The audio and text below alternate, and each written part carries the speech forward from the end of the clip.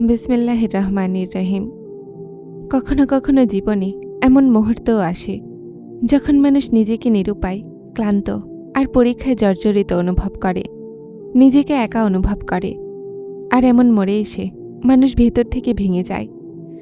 এমন সময় শয়তান মানুষের মনে হতাশা দেওয়ার চেষ্টা করে, কিন্তু একজন মুমিন জানে যে তার রব তাকে কখনো একা ছাড়েন না। যদি আপনি এই সময়ে এই একই চিন্তা, দুঃখ অথবা অপেক্ষায় আছেন, তো এই বার্তাকে মন দিয়ে শুনুন। কেননা হয়তো আল্লাহ আপনাকে সবর, আশা আর বিশ্বাসের পরীক্ষা অতিক্রম করাচ্ছেন। এটা আল্লাহর আপনার উপর পরীক্ষা। এই সময় আপনি যতই কষ্টে আছেন, এটা শুধুমাত্র আপনার পরীক্ষা।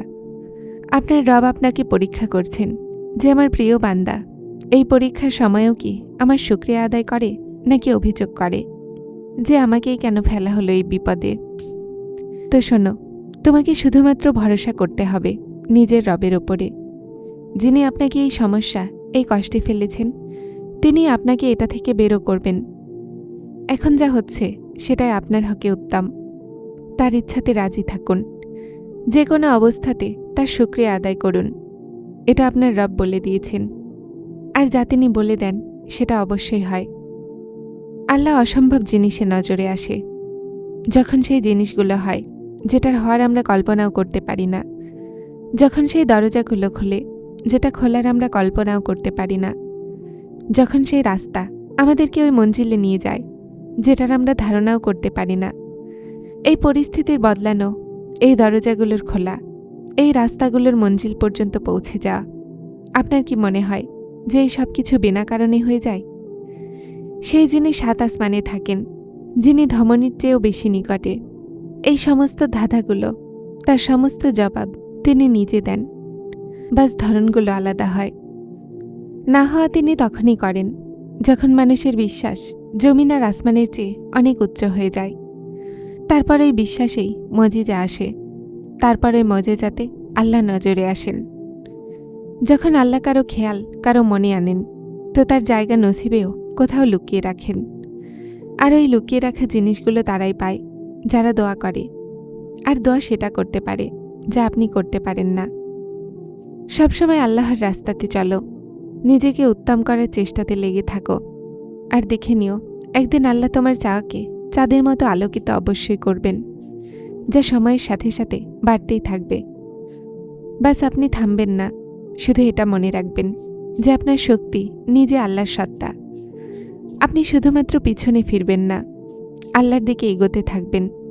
দৌড়ে না হলে হেঁটে, যদি চলতেও না পারেন তো হামাগুড়ি দিয়ে, কিন্তু থাকবে সবসময় আল্লাহর রাস্তাতে। এমন তো কখনোই হতে পারে না যে আল্লাহ বলেন আমি দিব আর তিনি না দেন। যারা চাওয়া ছাড়ে না, যারা আল্লাহর ওপরে তাওয়াক্কুল রাখে, আল্লাহ তাদেরকে অবশ্যই দোয়ার কবুলিয়ত দেন। যারা আল্লাহর ওপরে তাওয়াক্কুল রাখে, আল্লাহ তাদেরকে অবশ্যই দোয়ার কবুলিয়ত দান করেন ইনশাআল্লাহ। আল্লাহ যার সাথে থাকেন, সেই রবে পুরো দুনিয়াকে একা চালাচ্ছেন, যার কোনার কোনার খবর আছে। তো সে কি তোমার সমস্যা সমাধান করতে কুদরত রাখেন না? নিশ্চিন্ত থাকো, প্রতিটা দোয়া কবুল হবে। শুধু চাওয়া আর বিশ্বাস করা ছিল না। পরীক্ষা তোমাকে আল্লাহর সাথে মেলায়, দুঃখ তোমাকে সিজদা পর্যন্ত আনে, কষ্টগুলো তোমাকে তাহাজ্জুদ পর্যন্ত আনে, জীবনের প্রতিটা কমতি তোমাকে দোয়া করায়, আর প্রতিটা দুঃখ আর কষ্ট তোমাকে নামাজ পর্যন্ত আনে। আর আল্লাহ তার প্রিয়দেরকেই সবচেয়ে বেশি পরীক্ষা করেন, কেননা তিনি আমাদেরকে তার নিকটে দেখতে চান। তো এজন্য আল্লাহরই নিকট হয়ে যাও।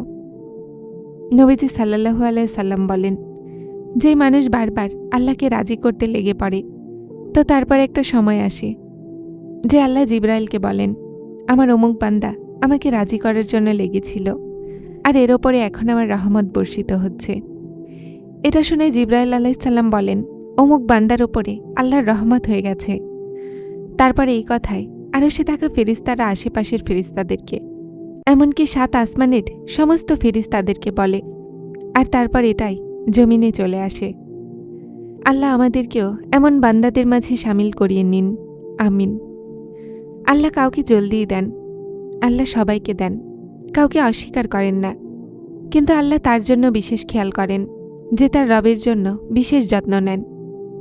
দেখুন, আল্লাহ খুবই লজ্জাশীল।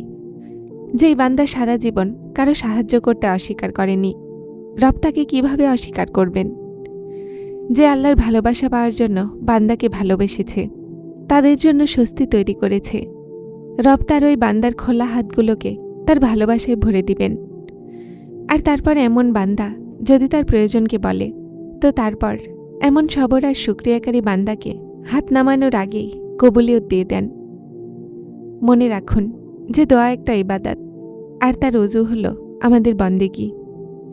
নিজের বন্দেগীর পূর্ণতায় পৌঁছে যাও আর দোয়াগুলোর কবুলিয়তের মজেজা দেখো।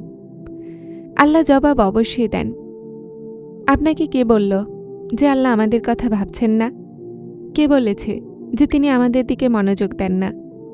কে বলেছে যে তিনি আমাদের দোয়াগুলোকে কবুল করেন না? তিনি পবিত্র সত্তা। তিনি ওয়াদা করেছেন যে তোমাকে দিবেন। তুমি চেয়ে তো দেখো। তিনি আসমানের নূর, যে রাতের শেষ প্রহরে প্রথম আসমানে আসেন আর বলেন, আছে কেউ আমার কাছে চাওয়ার, যাকে আমি দিব? কেউ আছে আমাকে ভালোবাসার, যেন আমিও তাকে ভালোবাসতে পারি? কেউ আছে কষ্টে, যার কষ্ট আমি দূর করে দিব? আল্লাহ পাক আপনার মনের চাওয়াকে পূরণ করে দিক। যদি আপনি জানতে পারেন যে আপনার জীবনের সফরকে আল্লাহ কিভাবে চালাচ্ছেন, তো আপনি কখনোই পরীক্ষায় দুঃখী হতেন না। জানেন, আল্লাহ প্রতিটা পরীক্ষা, প্রতিটা খুশি, প্রতিটা কষ্ট, প্রতিটা মানুষকে কোনো হিকমতের সাথেই আপনার জীবনে পাঠান। এজন্য চিন্তিত না হয়ে এটা জানার চেষ্টা করুন যে আল্লাহ এটার মাধ্যমে আপনাকে কি নিশানি অথবা কি শেখাতে চান।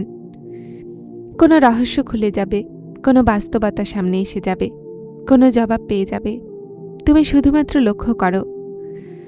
শোনো হে খুব সুন্দর মন, সব কিছু আল্লাহর হাতে দিয়ে প্রশান্ত হয়ে যাও। উদাস নয়। আল্লাহর তোমার উদাস হওয়া ভালো লাগে না। আর তারপর যেই অন্তর এই খুব সুন্দর রবের জন্য তার নফসকে মেরে ফেলে আর দীর্ঘ পরীক্ষায় শয়তানের প্ররোচনার পরেও সবর করে নেয় আর তার কাছে আশা রাখে, তো এই অন্তর আল্লাহর সবচেয়ে প্রিয় হয়, সবচেয়ে আলাদা আর সবচেয়ে পছন্দের। তুমি দুঃখী হও না। আল্লাহ এমন অন্তরের সাথে অবিচার করেন না।